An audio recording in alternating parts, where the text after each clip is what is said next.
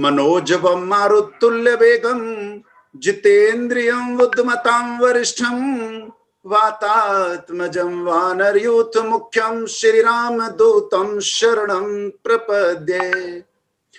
उक्त श्लोक द्वारा हमें सर्वोत्मुखी शक्ति के प्रतीक हनुमान जी का यथार्थ चित्रण मिलता है कि कैसे वे शरीर के साथ साथ मन से भी अपार बलशाली थे। उन्होंने वासना को भी जीत लिया था। वे जितेंद्रिय थे और बुद्धिमानों में भी श्रेष्ठतम थे। यह निर्विवाद तथ्य है कि भारत के लोगों में ही नहीं, विश्व के लोगों में भी हनुमान जी का चरित्र उनकी ईश्वर भक्ति, ईश्वर सेवा और ईश्वर के प्रति वफादारी के कारण प्रसिद्ध है।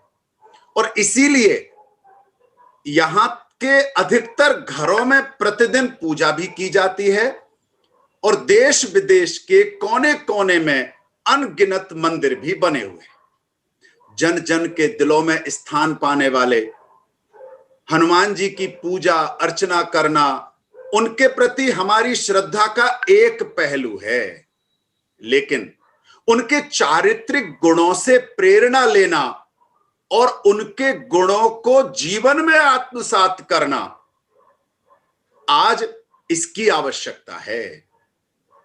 यदि हम खुद को हनुमान जी का सच्चा भक्त मानते हैं तो हमें ऐसे महान चरित्र के चारित्रिक गुणों के प्रकाश से स्वयं को प्रकाशित करने का प्रयास करना चाहिए। धर्म शास्त्रों में आत्मज्ञान की साधना के लिए 3 गुणों की अनिवार्यता बताई गई है: बल, बुद्धि और विद्या।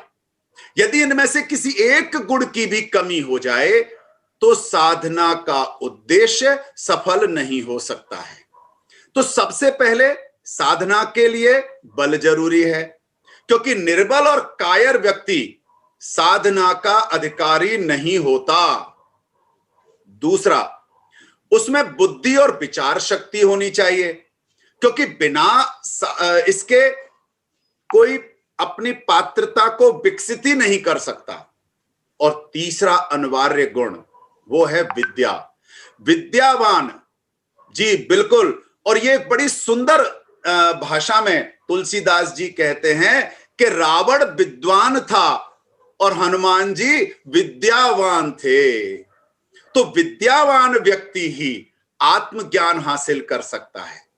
हनुमान जी के जीवन में इन तीनों गुणों का अद्भुत समन्वय मिलता है।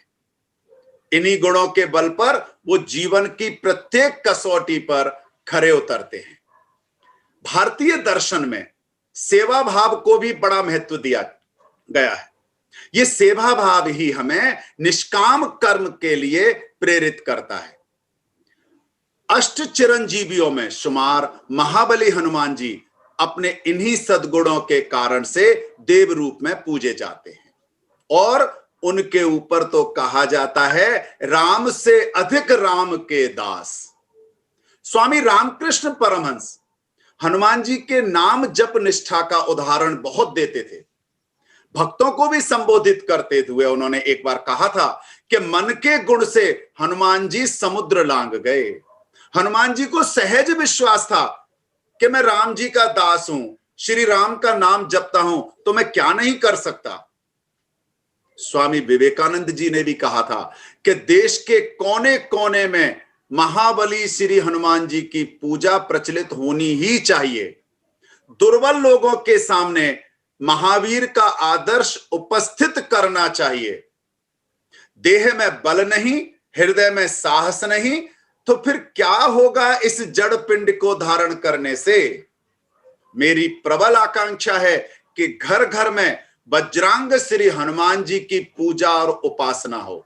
युवा शक्ति को हनुमान जी की पूजा से अधिक उनके चरित्र को आत्मसात करने की आवश्यकता है, जिससे भारत को उच्चतम नैतिक मूल्यों वाले देश के साथ साथ कौशल युक्त भी बनाया जा सके। हम सब जानते हैं कि ज्यादातर व्यायामशालाओं में जो व्यायाम करते हैं, कुश्ती करते हैं, यानी जहां भी बल शक्तिशाली की जरूरत होती है वहां हनुमान जी को इष्ट मान करके ही किया जाता है। पौराणिक कथाओं के अनुसार ज्ञान सूर्य परमात्मा के ज्ञान गुण शक्तियों को अपनी बुद्धि में समाहित करने वाले हनुमान जी अनेक आध्यात्मिक शक्तियों से सुसंपन्न रहे। हनुमान जी के रूप में लोगों के लिए एक विशेष प्रेरणादायक है। तुलसीदास जी लिखते हैं कि संकट कटे मिटे सब पीरा, जो सुमिरे हनुमत बलबीरा। यानी हनुमान जी में हर तरह के कष्ट को दूर करने की क्षमता है। तो आइए हनुमान जी से सीखते हैं कुछ गुण, और उन गुणों को हम एक शिक्षक के नाते, एक अभिभावक के नाते और एक छात्र के नाते अगर हमने अपनाया तो निश्चित तौर पर अपना, अपने परिवार का, अपने समाज का और अपने देश का उत्थान तो होगा ही, हमारा देश परम वैभव पर पहुंचेगा। पहला गुण, लक्ष्य प्राप्ति तक कोई आराम नहीं। जी हां, राम काज कीने बिनु मोहे कहां विश्राम, कहते हैं। आज हमारे सामने भी यही है जो हनुमान जी के सामने था। जो काम दे दिया, फिर चाहे मैनाक पर्वत सामने आ जाए या सुंदर सुंदर वन वाटिकाएं आ जाएं या कोई भी प्रलोभन सामने आ जाए, जब तक लक्ष्य प्राप्ति नहीं हो जाती तब तक कोई आराम नहीं है। सबका मान सम्मान रखना, लेकिन लक्ष्य प्राप्ति तक आगे बढ़ना, ऐसा सुंदर उदाहरण सुंदरकांड में विशेष रूप से देखने को मिलता है। दूसरा, शक्ति का उचित इस्तेमाल करना। जी हां, कई बार क्या होता है, जो बलशाली होते हैं वो अपने बल का प्रदर्शन ज्यादा करते हैं, जबकि हनुमान जी के बारे में कहा गया है, सूक्ष्म रूप धर सियहि दिखावा और विकट रूप धरे लंक जरावा। जहां जरूरत थी अपने आप को छोटा दिखाने की, मां सीता के सामने तो बहुत छोटा बन करके बात करते हैं, लेकिन जब विकराल रूप धारण करते हैं, सीता जी को भी संशय हो जाता है कि अगर ऐसे सेना में रहे तब तो हो लिया काम। फिर वो अपना रूप दिखाते हैं और उस रूप को दिखा करके लंका जला डालते हैं, वहां दहशत पैदा कर देते हैं। तो जहां जरूरत हो वहां शक्ति का इस्तेमाल, और जहां हमें छोटा बन करके समाज के साथ मिलकर के काम करना हो वहां हम सूक्ष्म रूप से काम करें। एक और बेहतरीन संवाद कौशल। जी हां, उनमें जो कम्युनिकेशन स्किल थी वो बहुत गजब थी। जिस किसी से भी बात करते थे तो ऐसे बात करते थे कि सर्वगुण संपन्न होकर के, अपने आप को विषय के पूर्ण ज्ञाता होकर के अपनी बात को उन्हीं की भाषा में बताना। एक शिक्षक के रूप में आप और हम भी, जो विद्यार्थी हमारे सामने हैं, उनके जैसा, उनके स्तर पर उतर करके बात करना। यानी जब सीता मैया को यह विश्वास नहीं हुआ कि ये कौन है, तब तो बिल्कुल इस तरह से अपनी बात रखना कि उन्हें विश्वास हो जाए कि कपके बचन सब प्रेम सुन उपजा मन विश्वास। उन्हें विश्वास हो जाए कि हां, ये सच में ही राम जी का ही दास है। और जब रावण के उस सभा में रावण को समझाने की बात आती है तो कहते हैं, देखो जी, मैं तो दास हूं, राम जी का दूत हूं, मुझे इसका कोई फर्क नहीं पड़ता कि मुझे बांध के लाए, मेरा अपमान किया ना, मुझे तो राम के काज के लिए आया हूं और आपसे निवेदन कर रहा हूं। यानी वहां पर भी बिना डरे किस तरह से अपनी बात रखना। तो बेहतरीन कम्युनिकेशन स्किल। समस्या नहीं, समाधान, चौथा गुण। समस्याओं को हम सब देखते हैं, समस्याओं का कैसे होगा, जरा जरा सी बात पर चिंता करना शुरू कर देते हैं। वहीं अगर तुरंत कोई निर्णय भी लेना पड़े, क्योंकि समस्या है लेकिन समाधान करना है, चाहे लंका से वैद्य को लाना हो, आज्ञा होती है वैद्य को लाओ, वैद्य को लेने जाते हैं, पता है कि वैद्य बहाने लगाएगा कि मैं तो दवाइयां घर छोड़ आया, तो सारी दवाइयां जो भी हो सकती है उस सहित उसको लाना। संजीवनी बूटी लानी हो तो पता नहीं जी, ये वाली तो आ गई, इसके साथ वाली रह गई, ये वाली अच्छी नहीं थी, वो वाली अच्छी थी, तो क्या जरूरत है ज्यादा। ले भाई, कोई भी किसी को प्रश्न मन में ना रहे, उसका पूरा समाधान हनुमान जी साथ साथ करते थे। ये हमें विशेष सीखने की जरूरत है। और बड़ी बात, पांचवा गुण, विनम्रता के साथ बुद्धि बल।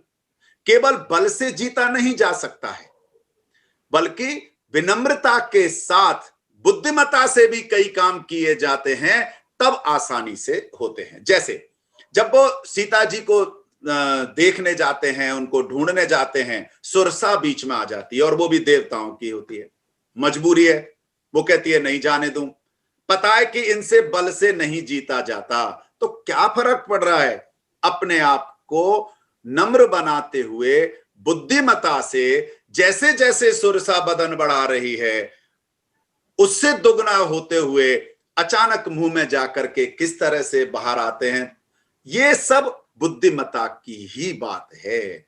तो विनम्रता के साथ बुद्धि बल होना बहुत जरूरी है। हमें भी व्यर्थ मामलों में पड़ने के बजाय चतुराई से उनसे दूर होना चाहिए। कभी कभी बल नहीं, बुद्धि को काम में लेना पड़ता है। और छठा गुण, समर्पण और आदर्श। अपने इष्ट के प्रति पूर्ण समर्पण चाहिए। माता पिता और गुरु के प्रति कहते हैं, जिसको अपना बना लो, फिर तन मन धन सर्व कुछ तेरा है, और चाहता हूं देश की धरती कुछ और भी दूं। ये भाव मन में चाहिए। ये भाव राम के प्रति जो अपार श्रद्धा, विश्वास और सम्मान था, ये अतुलनीय है। सातवां आता है भावनाओं का संतुलन। जी हां, अपनी भावनाओं का किस तरह से आप कंट्रोल कर पाते हैं। कई बार गलत भी देखते हैं, तो ऐसा नहीं है कि तुरंत ही हीरो बन जाएं और सारे काम कर दें, बिल्कुल नहीं। किसी भी संकट के समय अपना मनोबल बनाए रखना, मस्तिष्क को संतुलन और नियंत्रित भाव में रखना। एक बहुत अच्छा उदाहरण आता है, जब लंका दहन करके सीता जी से मिलने आते हैं, तो कई बार लगता है कि अब तो मैं बलशाली हूं, मुझे क्या दिक्कत है, मैं तो सीता जी को ऐसे ले जाऊंगा यहां से। बोले नहीं, ऐसे नहीं, पूरे सम्मान के साथ राम यहां आएंगे और मां सीता को उचित सम्मान दिलाते हुए वापस लेकर के जाएंगे। इसलिए भावनाएं ही नहीं चाहिए, पूरा संतुलन भी चाहिए। और अगला, बौद्धिक कुशलता, वफादारी और नेतृत्व क्षमता। हम सब जानते हैं सुग्रीव और राम में किस तरह से दोस्ती कराना, और दोस्ती करा करके कितनी चतुराई से, बुद्धि कौशल से, वफादारी से सुग्रीव का भी काम करना और राम का भी काम करना। ये एक विशेष गुण कि आप मीडिएटर हैं, तो आपकी क्या जिम्मेदारी है। बल्कि यहां तक एक प्रसंग आता है कि जब सुग्रीव को राजा बना देते हैं, बारिश शुरू हो जाती है, और बारिश के बाद वो ध्यान दिलाते हैं, सुग्रीव जी होश हो जाओ, भगवान राम इसलिए यहां पर हैं कि उन्हें सीता जी की खोज में हैं, और आप राजकाज में बहुत व्यस्त हो गए हो। यानी हर तरह से सभी का ध्यान भी रखना, पूरी वफादारी भी निभाना, ये एक उनका विशेष गुण। श्रेय प्राप्ति की इच्छा नहीं। कई बार क्या होता है, हमने छोटा सा काम किया नहीं, किसने किया है, मैंने किया है, मैं कर रहा हूं। ये मैं का भाव हर जगह नुकसान देता है, और हम तो विशेष तौर पर कहते हैं मैं नहीं, तू ही। जी हां, श्रेय प्राप्ति की कभी भी इच्छा नहीं रखना। ताकहूं प्रभु कुछ अगम नहीं, जा पर तुम अनुकूल, तब प्रभाव बढ़वा न लई, जार सकई खलतूल। अरे असंभव लगने वाले कार्यों को भी जब हनुमान जी ने किया, तो हर सफलता का श्रेय सो सब तब प्रताप रघुराई कह करके राम को ही समर्पित कर दिया। सही मायने में बुद्धि और तर्क वहीं तक हैं जहां तक इनकी पहुंच है, लेकिन भक्ति में मन बलवान होता है। और प्रबंधन की किताब में, जो भी मैनेजमेंट की किताबें हैं, उसमें मनोबल को सर्वोच्च दर्जा हासिल है। समाज में मोटिवेटर और स्पीकर इसी को बढ़ाने का प्रयास करते हैं, जो हनुमान जी को भक्ति भाव में सहज ही हासिल हो गया था।